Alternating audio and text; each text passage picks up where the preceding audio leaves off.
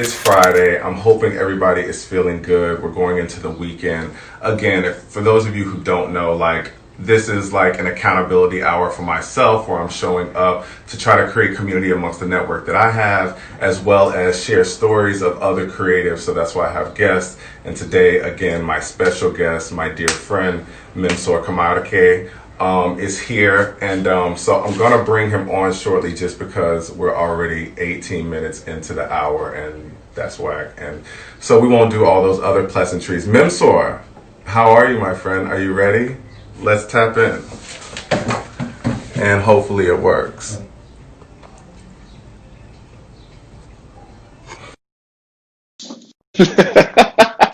I already know. I'm laughing because I already feel it. Hola. Hola. Hi, my friend. How are you? I'm good. I can't hear you. Hold on a sec. Uh-oh. Uh-oh. You know, this is my fourth time. I don't know if you were here every time. Yes, I was. Yeah, I couldn't see anything. So I don't know if you guys could see me or not. But you don't need to see, just listen. Just listen. Okay. All right, that's better, I guess. Perfect. Perfect. Iconic. Oh my gosh. How are you doing? I'm doing all right. You're doing all right. You look amazing. Oh, you can see me? Of course I can see. Okay, so as I told you guys, Memsor is one of my dear friends, but amazing, iconic, I would say, creative director and stylist. Yeah, so he's responsible for a lot of images that have helped to shape our culture as we know it. He's been at Vibe as fashion director. He was at the Wendy show for quite a while, and he just recently styled the cover of Marie Claire with Thee Stallion. All of that, and there's lots in between. But yeah. So you say something to the people. I want you to do. I did a little intro, but you know, for the people. No. It's funny when you say it's like close to 2 decades, because then it makes it sound really, really old. But I think that I started when I was really, really young. And I have just really been lucky to be able to be in places where you kind of see how the culture works from the inside and kind of do make your contributions and have it reflected on the outside. So just has been really, I think I've been blessed to be able to do that. And I felt this way even when I worked retail at Ralph Lauren, on Madison. It was great to be able to work on a store where you're just kind of like, okay, here's one of the leaders of fashion, and seeing how the messages from the runway just filter all the way down to the stores. So it was great to even start to see your place in the whole fashion atmosphere, so to speak. So I've got that going on. Okay, so you talked about Ralph Lauren, but what was your earliest because Memsor is always this. You guys see what he's giving? It's directed. I mean, and you're not doing. I'm not giving it to you, Memsor, but I'm just. No. I'm framing it for the people. Yes, Memsor. He's very. His aesthetic is very concise, particular. And he makes choices. You make style decisions on a day. It's how you think. So I'd like to let the people know that at 1:30, both of us texted each other, let's go run and jump in the shower. So it's the reason why I keep my clothing decisions so simple for moments like this, because who has time to figure out what to wear? And no one's been wearing pants for the past 2 weeks. So I was just like, just a jumpsuit, one piece, put it on, and let's keep it cute. My hair's a mess. I managed to look at the clippers today. So it's not always like this. But it just happened to come together. So yes. Well, together is what I would call you. That's how I would say it. It's together. So what was your earliest memory of style or fashion, or when did you get your particular style sense?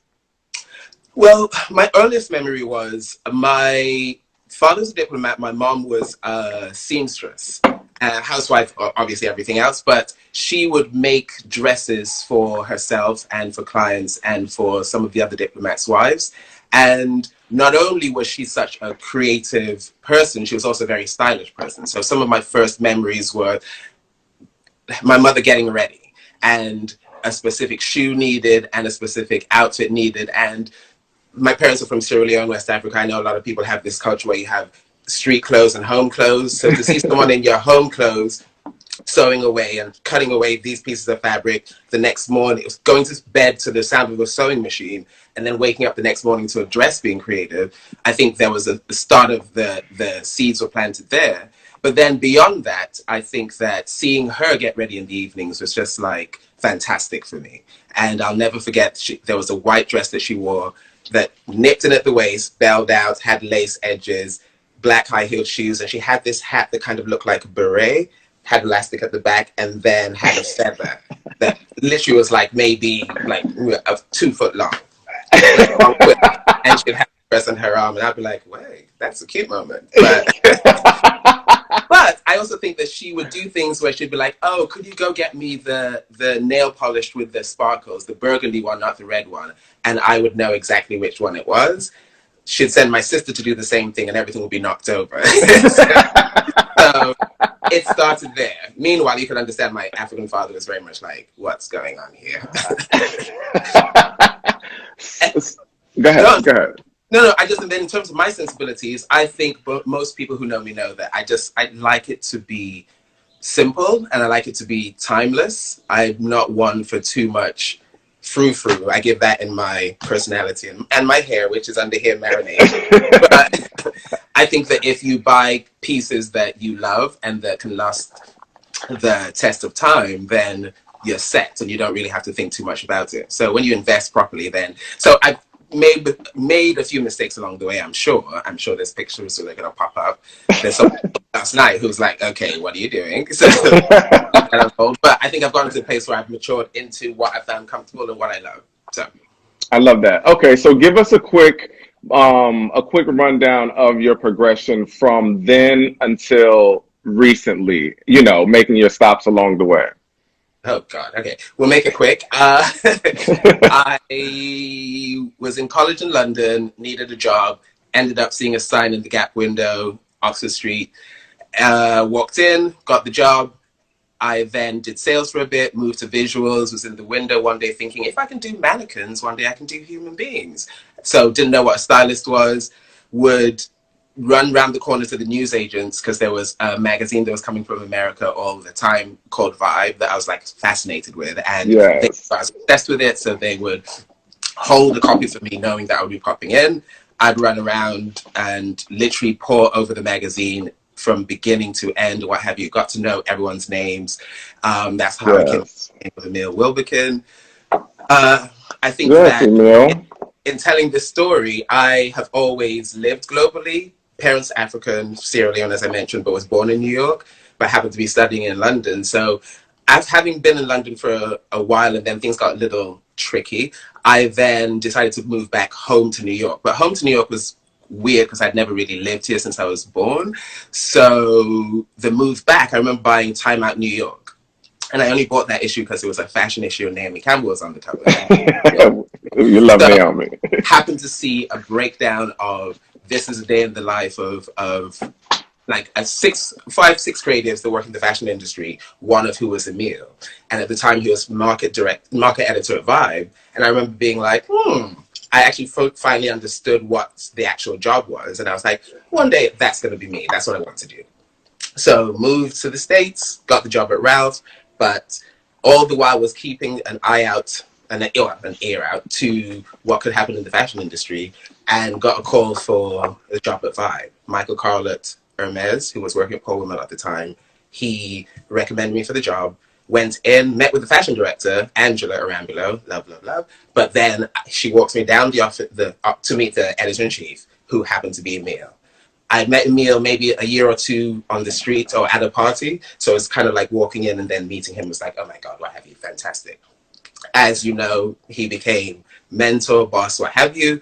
And then I was there, came back. And then what happened after that? Oh, all the while through, I've been freelancing and doing other jobs here and there. But then I left Vibe after the wheels fell off and they couldn't do that transition to digital. I'm glad they're back now, what have you. But I then got a job working for a well-known TV show, you'll know the one, and relished the opportunity to apply my talents that were used to working on stick-thin models and doing whatever I wanted them to do, to someone who as we know, had opinions. Was there for years and loved what I did there. And now I just come back to my styling career.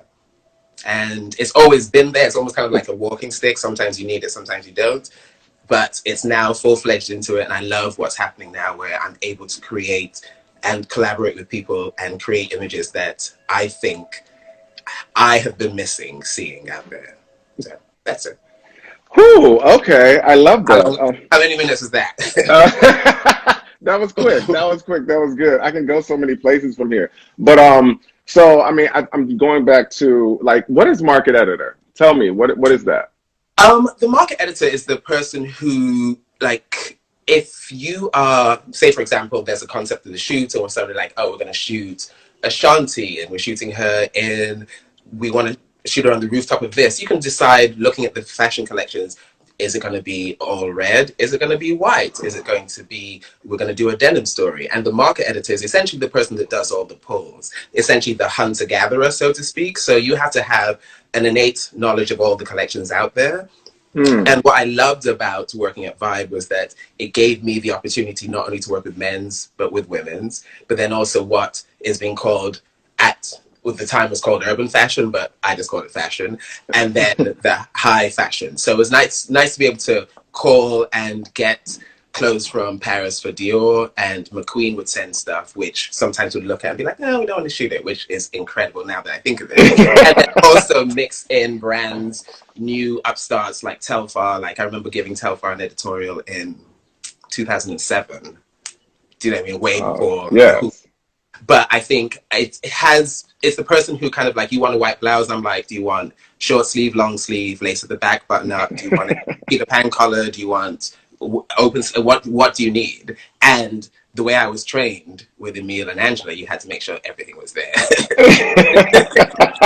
So I like the technical aspect of it. The creative part is great, but I do like the idea of the methodical, and ultimately all of that boils down to having the best relationships. So when you need that white blouse and you need multiples of it and you need it on a certain day, you need someone who is your good girlfriend on the other side who's going to be like, I can get it to you then. So that for me is the basis of everything I do, and that's really what I love most about this industry. Is relationships. Relationships, yeah. Like without what I do, the magazines and all of that, I couldn't do it without these relationships. But even if all that was to go away, I know that I've made lasting relationships with people out there that go beyond the actual fashion job, what have you.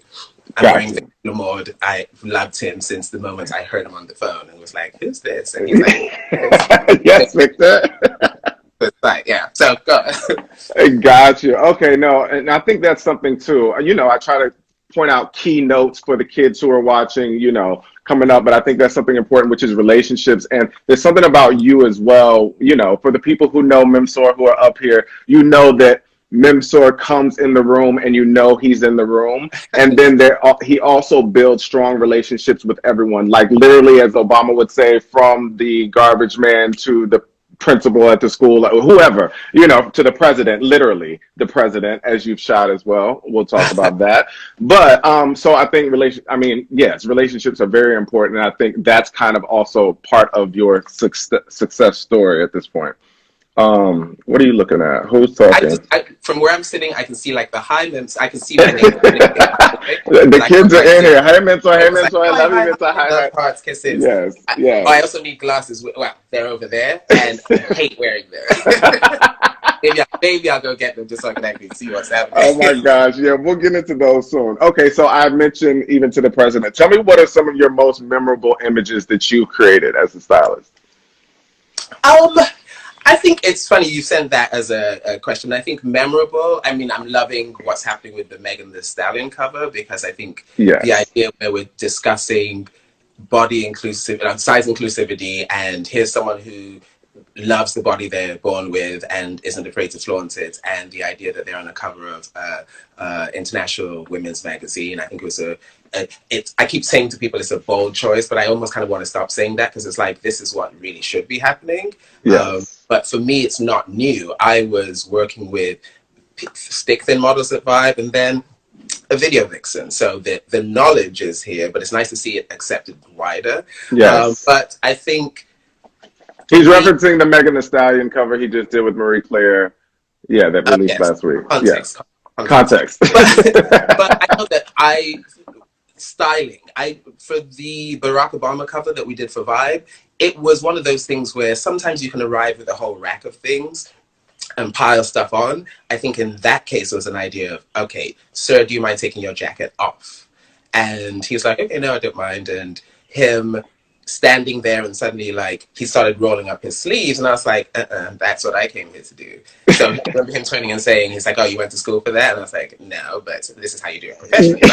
But the idea that he got into it and turned and looked at his watch, and then it became the infamous cover, oh, it's Obama time, for Vibe magazine. I say that to say I love pretty much everything I've done: cover, inside shoot, test shoots, which no one's ever seen, my photography, which hopefully people will get to see soon. But I think what I love most about that moment was going to the National History Museum. I forgot the name of it, the African American History Museum in Washington, and ambling around with friends, but going to the wall where they kind of mentioned Obama's inauguration or what have you, and seeing my cover, one of my covers, in the case, the display case. I have a video of it. What? I didn't even know that was there. Yes.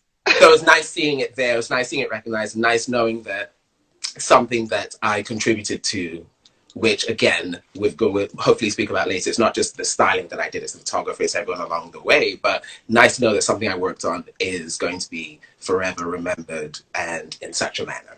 Absolutely. So then that takes me to my next question, which is, what are you most proud of? Might not be that, but that's a proud moment. But what are you most proud of in your storied career?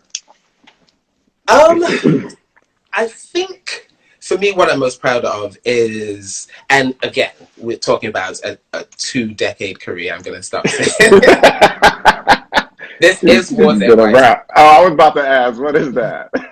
A kettle tonic? I think the biggest part for me is I'm most proud of the people that I've worked with. That I remember coming up in this industry, and you had the Angela Rambelos, Tasha Turners, and Emil Wilbekin. We were fighting to build an industry that they weren't willing to send samples overseas to a Black music urban magazine. So those relationships we built and bridges that we built, which many people now are scurrying back and forth across. No idea, sometimes credit of who and how these relationships were built, but no matter, this is why you do the work.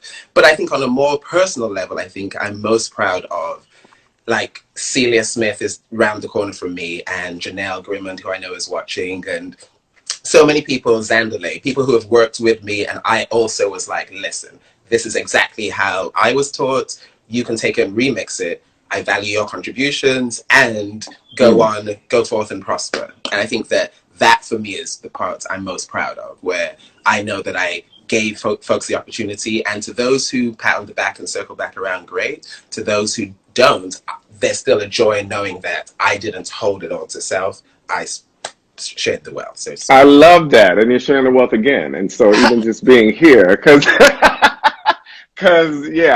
these moments. Memsor is not really one, and I want to talk about that too. Of like, he's not one to post on social media a lot.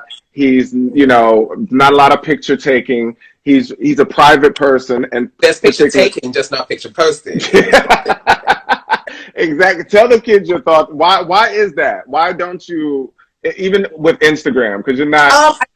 I just need to get better at it, ultimately. I think that it takes me a minute to just sit back, observe, get to a place where I'm comfortable. I think, again, if we're talking a long storied career, I actually was putting together all of my tear sheets in alphabetical order and in the same sheet, But I realized there was a lot that's digital. And I remember one of the first digital shoots that I did, where I remember having to explain even to some of the fashion houses, like, we're actually going to shoot, and it's not going to exist anywhere but just online. And, well, what's that? No, this sounds like a scam, sounds like a trick. But I think that it was for a website at the time called Contributing Editor, which I loved that story. I shot with Wendell and Cecily Lopez, and same thing, featured brands, Louis and, funny enough, Victor, and high-low, curated, edited my mix, and the idea that there was that trust there was great. But I like to keep a lot private just because I give so much through my work. And I hope that you see me through my work and those who know me personally get it. I'm doing better now about sharing more, which is why I'm here.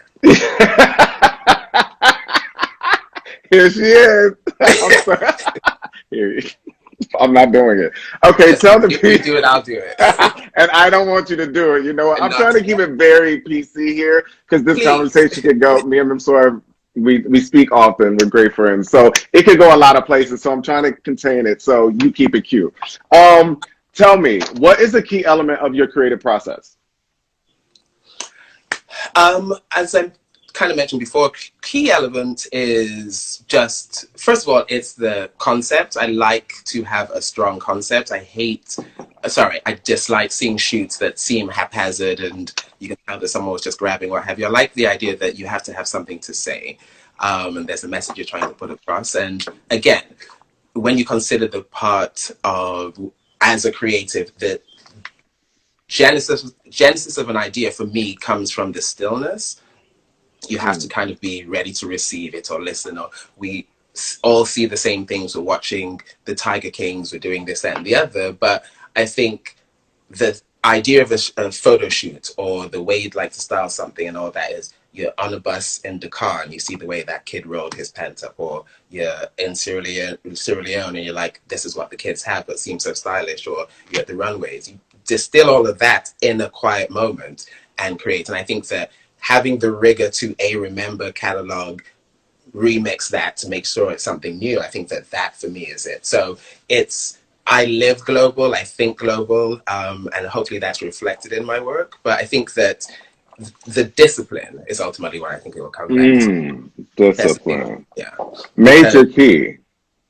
Major key. And you are a disciplined person, but yeah, that's a major key. Discipline in your career objectives personally as well. But like, yeah, that's hella important. Yes, for me. So that's really the biggest part. And then by the time you get to the shoot, everything, the relationships, everything should have been exercised, what have you, so that the shoot should now be the fun day. I'm not a fan of stuff coming from wherever to the shoots, because by then I've already thought out what we're going to do. So you're trying to disrupt the process. Nonetheless, it's like, okay, so next level stuff. But I think the idea for me is kind of like being real smart about how you approach things going in to ensure that what you thought in your head, you're able to bring it to screen or to page or to wherever. Okay. So one key element in general for all creatives and, all people is kind of like do the work. You know what I'm saying? Like really, and that's something, again, with you're really focused and you really do the work. Ask questions to Memsor below in the questions box. I'll get to them in a minute. And who's going to read the question? I think I'm going to grab my phone because I can't see it. Oh, hey, Chucky. Chucky says, love you Hi, both. Chucky. I should see that. Oh, my gosh. Go there. Do it. I'm not doing it. I'm not doing it, Terrell. I'm not going to go there with him. Terrell said, do it. And Daryl said, go there. Your show. But yes, there's lots of love for you here. But yeah, so I was just talking about doing the work. For you, like even the fact that you kind of came up in the ranks, like market editor, you were an intern at Vibe first, right? No, I started as a fashion assistant. So okay. Leaving Ralph took a pay cut, which we all know. We'll talk about pay and cuts and all that in a minute. But the idea of there was the passion about what I was leaving for that made that worthwhile. So I started as fashion assistant, worked my way up, market editor, left, and then came back and worked my way to fashion director. And all the way up, I kind of, as fashion director, acted as I knew I wanted to act when I was being treated a certain way by others coming up, or all the experiences. So hopefully that reflects it. But I think that it's a skill set that then I was a decent fashion assistant. You then become a great. You keep working your way up and all that. We're all trying to perfect our skills. And I think that if someone keeps giving me the opportunity to do so and I help create them, then I think I would hope one should get better if you keep the same disciplines and same rigors and same application. Got you. So for the people who, going to discipline, and even just this time, you know what? So I told Memsor, because he was very clear with me that he didn't want to do a whole career, this is my career moment, because, we're dealing with bigger things right now. This whole idea of office hours stemmed from, COVID-19, Corona, and what we're going through in the lockdown, and just the idea of like, okay, let's show up for people and let's create community amongst people. And that's, you kind of live your life in that way. And so how are you adapting and how are you kind of internalizing what we're all going through right now? I think it's definitely a tricky time. Everything we're going through right now is obviously the world's come to a standstill, and I think you actually just talked about it earlier. The Vogue conversations this week, where every morning 9 a.m. Eastern, there have been conversations about the future of creativity, future of sustainability, future of e-commerce, and the future of fashion shows, future of fashion shows. I think in listening to those conversations, it was nice to hear them figuring out. These leaders of industry literally were sitting in front of us. I'm sure they got the questions beforehand, but were also figuring it out before our very eyes, because it is a very uncertain time. I remember when they said, okay, we're rendering only essential workers go to work. I'm kind of like, thank God there's the nurses, what have you. There was a little bit of like, your job is not essential. But I do think hats off to those who have to rush out to the war, whilst we have the luxury of sitting in. So if I'm going to stay home for those people, I think the idea is then, what am I going to do? I'm going to make sure that when I reemerge, my creativity and my talents, when I'm ready to show up and be essential, what is it that I can contribute to the world at large? Because they studied for how long, they trained and all that, and I know a lot of them would love to be home, but maybe there's small comfort in they go home and can relax for a second listening to someone's new song. You sent me the Kelly Rowland today, which I absolutely love. I don't know who started it. The hair looks great. Styling is simple, easy. She looks fantastic. Yes. So for me, I think that the biggest part is just holding it down, knowing that for now there's a period, there's a season where it's kind of like, you have to lay in rest. There's uncertainty in terms of money coming in. This is what I do for a living. It's what I've always done for a living. So what's the landscape going to be like in a few weeks, let alone months, years from now? But I think, as I said, going back to those conversations, listening to retailers and designers and all that, trying to figure it out, I then had to internalize and figure out what am I doing. So just as I said, being disciplined about finally getting all of my tear sheets together, being disciplined about reaching out to those people that I know and care and love. And back to what I was saying about being global, when I heard about it prior, I have friends in Milan that are like family to me. Simone, Francesca, you were in Milan just when this was happening. So you reach out to them. But it's the same thing when there's a bushfire in Australia. I have blood cousins who live in Australia, cousins who live in London. So it's the idea of just keeping the lattice work of the network together, doing what you can. And it can get exhausting. I find being on the phone too much a lot.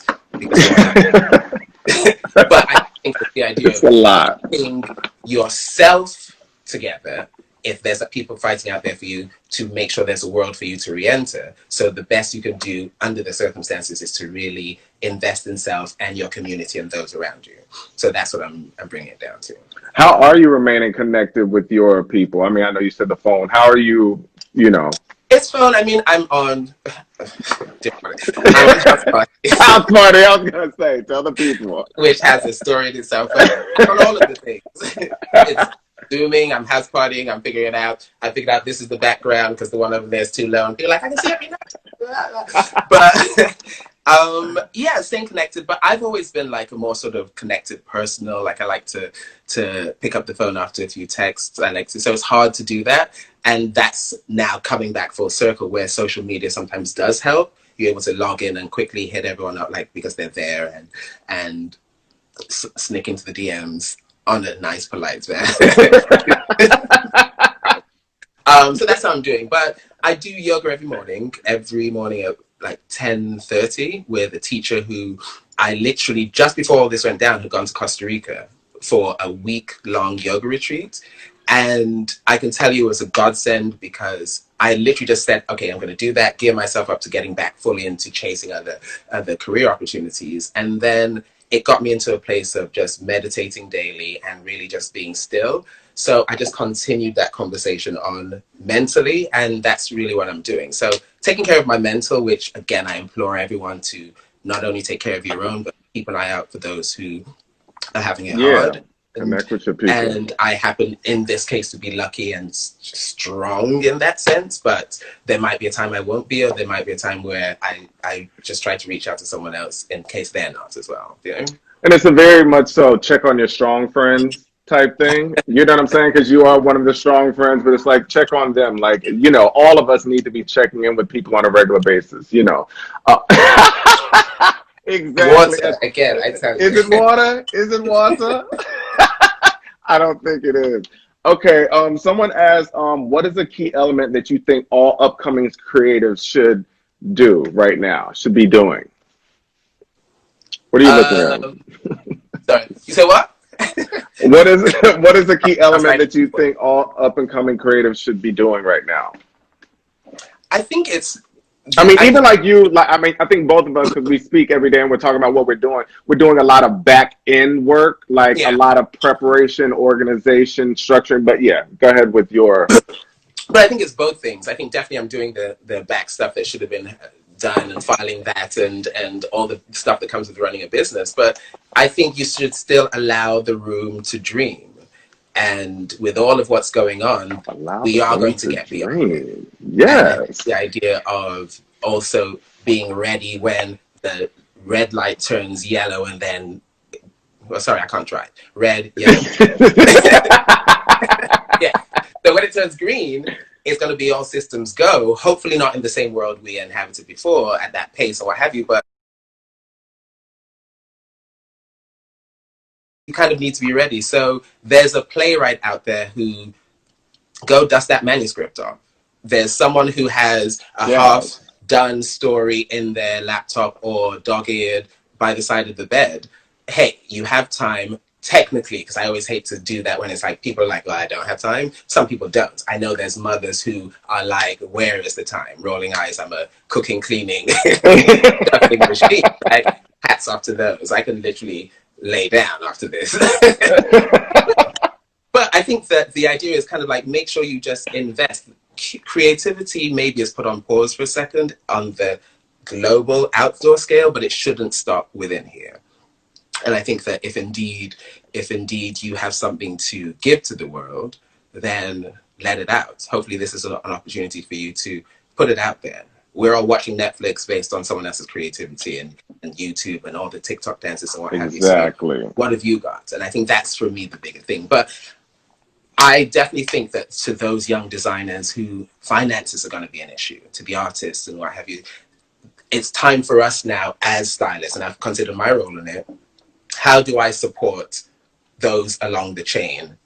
It's working with designers who I love. It's the multi-million-dollar brands are going to sort themselves out, but what about the person who's stamping T-shirts or so to speak? So essentially, it's kind of like time to think of what the strategy is and essentially put your money where your mouth is, so to speak. Absolutely. Okay.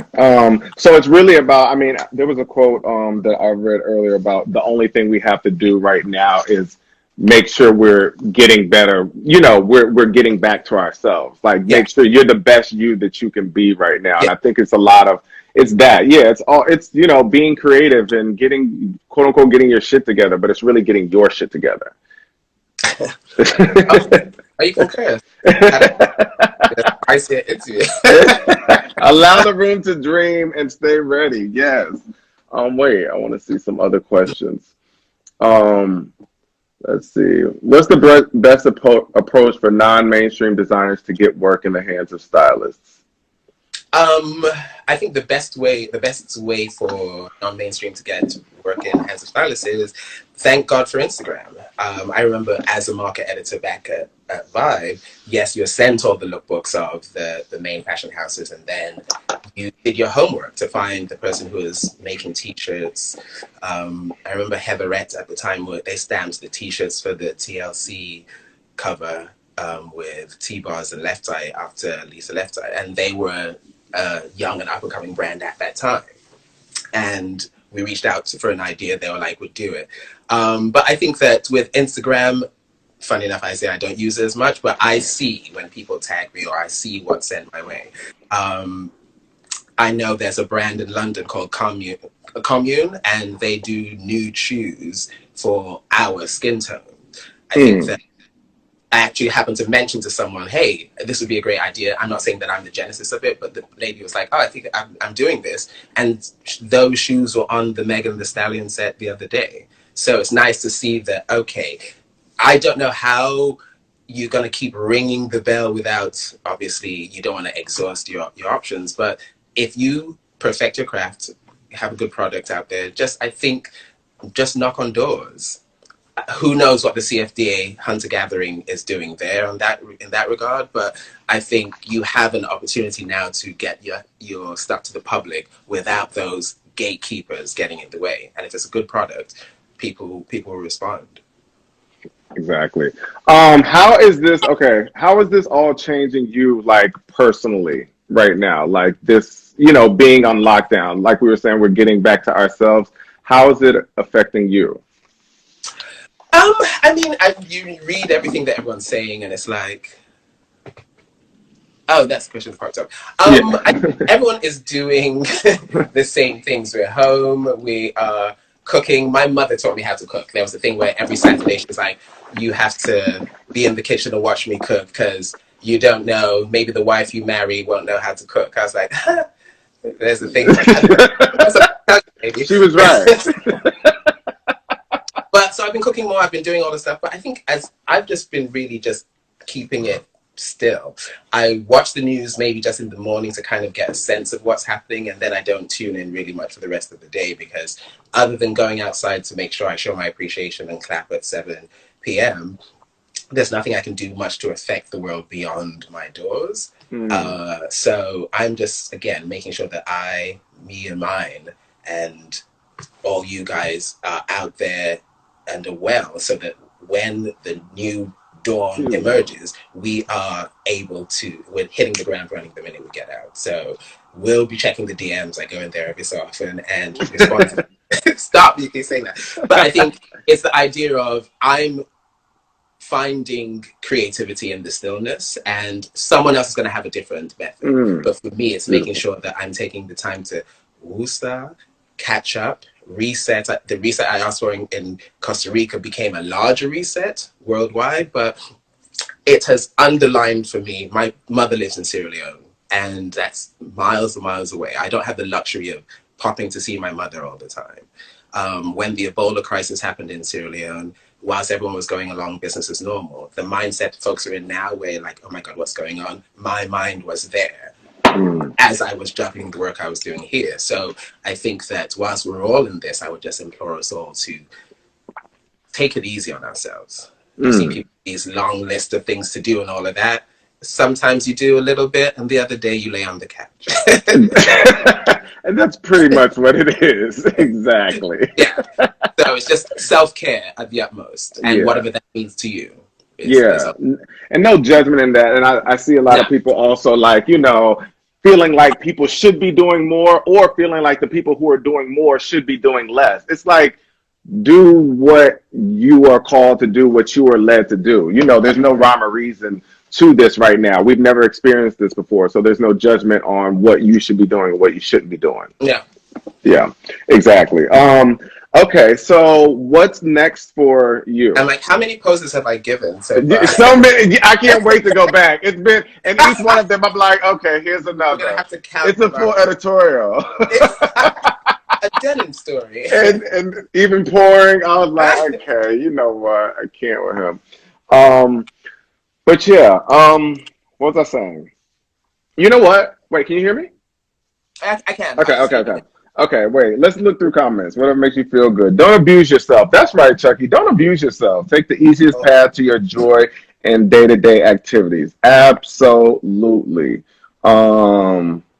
You sent me the Kelly Rowland song. I'm gonna get into it. Find out who styled. Find out you said. Okay, who styled was who's the stylist for Janelle Monáe? Her Instagram is Mattlecorn. What's her name? I forgot, but I love her. Like, but she styled for Janelle Monáe. Love them. And I just think it's nice to have these little moments of life, these little moments of creativity to kind of just distract us from what's going on. But yes, one eye and out there and one eye here. But it is nice to see that the creativity will not stop. Creativity There's won't nothing to stop. change. It won't stop. Like, I mean, that was something that was shot before, but again, even now, what people are doing now, like, I mean, Kalani's new video came out yesterday too, and so she recorded it in her backyard. Oh Like, wow. yeah, it's really good. You should look at it. It's called Everybody's Business or something. But I mean, she's cute. But people have to come up with new ways to do New this ways, now. yeah. I was talking Yeah. to a choreographer yesterday who's now still trying to choreograph moments for artists for like from quarantine for night shows or for different performances and festivals now. I think there's a festival, Global Citizens, tomorrow, so we had to choreograph something for Global Citizens. So that we have to find the different ways You have to to be find creative. new ways. Yeah. I think, listen, to all creatives out there, and this is myself included, again, going to date myself, but I do remember when, and I actually came across it the other day, when Yves Saint Laurent was retiring, he sent the missive out across the world to everyone, and I'm stepping down, what have you. And I was at Vibe at the time, and we got an old-fashioned fax. Like, I thought of it the other day thinking, how many faxes did they have to send worldwide, globally, and all of that? And two things. A, we're important enough to be on the list that we were informed, what have you. But I've gone from working with fax to, what's this fancy new computer thing? And email and Instagram. And do you know what I mean? Yes, I can talk this way because I still think I look decent and young, but we're going to find the next way that we're going to work. And if you are creative, you will adapt. So yes, I'm a little sticky with the Instagram, but I will find a way to work it out and whatever comes next. So I think that any adversity should force some sort of creativity. Your creativity will provide the solution. So make sure you are part of the conversation. Don't get left behind. And the reason we're having this conversation 2 decades in is because I found ways to, take a minute sometimes, but how do I continue doing what I do in a new landscape? And we're all just going to have to do the same. Yes. Yes. Most of them are about styling. Okay. At what point do you stop doing free work? Did Superfab say youth do? Yeah, listen, Estee Lauder, advanced night repair. I use the lady lotions. What time do I stop doing free work? You never stop doing free work. If you're committed to this, I can't tell you. First of all, if you're committed to this, I don't know how it is styling in other places, but no matter how many places up the chain, I found myself carrying. You will always find yourself carrying a garment down 7th Avenue. Every person you know. So you can be the creative director boss. The interns don't show up that day, what have you done that. So nothing's beneath you. That's the first thing. But then also just free work. I style tests for models that I think are up and coming and I'd like to contribute to their career. There's, back to what I was saying regarding the talents, the talents that I've worked with before they were household names. And I was going in and contributing my time and effort to young and up and coming designers, whether it's lookbook shoots. So I think that I'm moved by passion and by if it's something that moves me, then it's enough for me to hop on the train and drag the clothes and go do the shoot because I know it's helping someone's career. As I said, I took up photography a few years ago and it's alphabetized on the hard drive. I've been working on that too because I'm going to maybe release a few things. Just wanted to kind of get it to a place where I felt comfortable. But I think that, so I've been shooting folks and again, you do it for free and it's a balance. Obviously, we're all now trying to juggle our finances and we're in these uncertain times, so I can't do that much. But if it's a project that I feel needs to be out there and just by my showing up and doing what it is I do can help it, then I will definitely consider it. I love that. Even Chucky said, if you love your craft, you're always working for free. The money comes from the love. And you said you operate from passion. I love that. Jason Rembert says, never stop. Exactly. Hey, Jason. But yeah, so I mean, even speaking to that, so because you do it for the passion and it's just like, okay, this is what I do. When did you realize that it was like, oh, I can make money from this? Or what was your first paying gig where you were like, oh, shit, and I can make money too? You know what I'm saying? When did that happen? I mean, I kind of touched upon it where coming from London, it was Ralph, and then Ralph, I was a charismatic salesperson and did what I did. So I was making money, but I think that the opportunity to go work at Vibe that had shaped my vision of what the world could be, and it was a no-brainer. So yes, it was a pay cut, but I mean, I was paid for it there. But we're talking dollars and cents. I was paid much more in terms of the education, the exposure, the people that literally first name basis. I've worked with them only once. Do you know what I mean? I think that I loved being able to help shape people's careers. At the time, Vibe was an important intersection at the crossroads of music and fashion. So you had to pass through there on your way to success. Do you know what I mean? So for me, that's what paid me.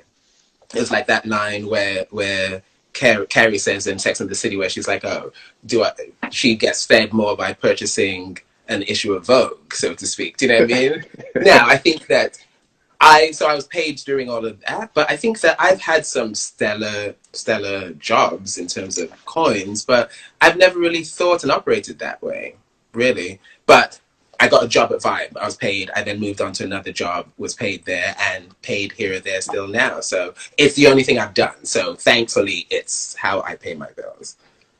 I love it.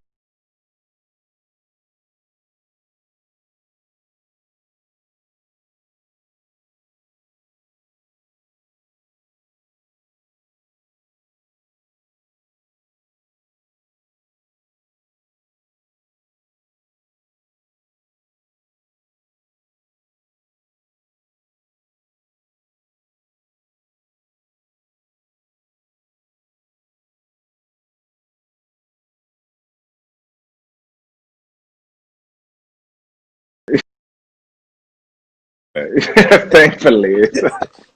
Back to the conversations. That's what I was thinking all the way through this. Is this past 3 o'clock?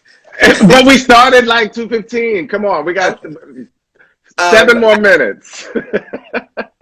7 whole bit. Okay. But I think Jukebox, that's another thing. Memsor always immediately has a song reference for anything you say. We call him Jukebox. Go ahead. Jukebox.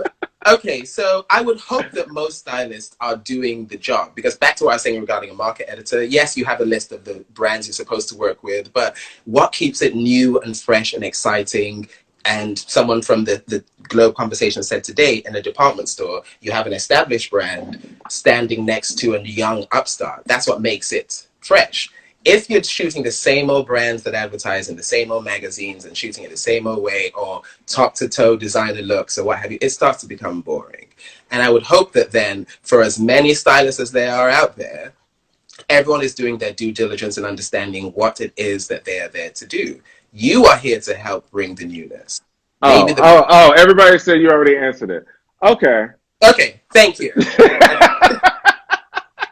So yeah, you bring the newness. And so yes, the people can then do the work on their hands to get to you, but it's your job to also bring something new in. So if I'm then commissioned to do a job for Nylon, I'm not just shooting my friend just because I'm shooting my friend, but if I'm shooting a white story and someone has something dope and white and they just aren't a big name designer, I can lobby to make sure that's kind of included. And it gets chosen on its merits, obviously. So make sure it's finished to the standard it should be, and it's not just brought in a black garbage bag the morning of the shoot. Treat it the way it's supposed to be done. And then if everyone out there is helping a young designer or someone who is up and coming, I think that we should be all right. Put it on your Instagram, those who stay flossing on Instagram. Put that. Gucci's got enough help. And I love Gucci. Okay, all right, guys. So I'm gonna play a quick little 1-2 game with Memsor. We're just gonna go through some either ors and some word associations. If you guys have any that you want to add, just put them in the comments right now. But I'm just gonna do it quick. So if you don't do it now, then you're gonna miss it. No, it's really quick. It's really quick, like 5. Okay. All right, let's do either or. So I'm just gonna say 2 things, and then you choose either or. Yeah, you know what? We're gonna have to go through the comments too before we log off. LA or New York City? New York City. Of course. Red carpet. Be here till the walls fall off. I don't care what. Red carpet or TV? TV. Because surprisingly, and actually this is the funniest way, like there are so many ways to skin a cat, stylist-wise. I haven't done that much red carpet work. Surprisingly, in my long storied career, Oh, I've done a really? few things here and there, but no. So to those stylists who do it, and I love, love, love seeing it, and just the months of preparation, that I love, because you have to be in the game months in advance. There's fitting, there's communication back and forth. I love red carpet. I just haven't done much of it. But Oh, TV, okay. you Do know, you want to? of course I do. Okay. Hair, yes, the hair. Oh, yeah. I had just literally, it's getting so long. I know. I'm like giving another pose. Wait. One more. Oh, no, you know I love a profile silhouette moment, but I'll end with that. Wait. Screenshot it. Go ahead so we can screenshot. Screenshot this, everyone. I can't. Okay. Are we done? I cannot. We're done with that. Okay. Vogue or Vibe? You what? Vogue or Vibe? Does not compute. Both. You know what? I'm not even going to do that one. Obama or Oprah? You are really rude and does not compute. I think all the O's. Okay, fine. You know what? Let's do word association and then we're out of here. Okay. Vibe. You said 5? Vibe. What comes to mind? Legacy. Style. Personal. Fashion. Fleeting. Vogue. I didn't hear that. Vogue. I've got every issue of Vogue from '96 on behind me, so they are heavy. But it's a reference. There's obviously it's the latest British Vogue cover with Rihanna, Killer. I think the idea of, yes, one could view them as a Bible, but I do believe that when you are who we are, there's no just one source of it. But it's nice to have an authority. Let's call it that. An authority. Okay. Word association. You gave a whole answer. I love it. That Vogue deserves it. Naomi. Word association. Just answer the question.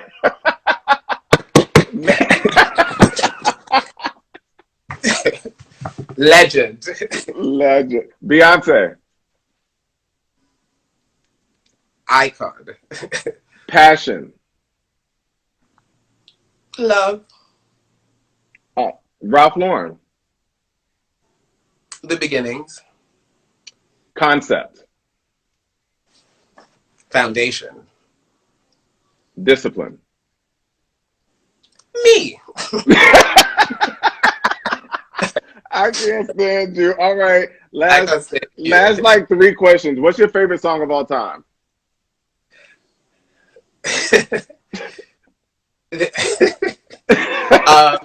It's I know what's about to happen. My favorite song of all time is Juicy by It Could Wake Me From the Dead. Juicy. Followed closely by Blow the Whistle. If I'm at the bar, I put the drink down. If you haven't given me the credit card, it's fine. I'm back to the bar. And I'll give you the list later. I cannot. What have you been watching right now? I have been trying to catch up on Westworld.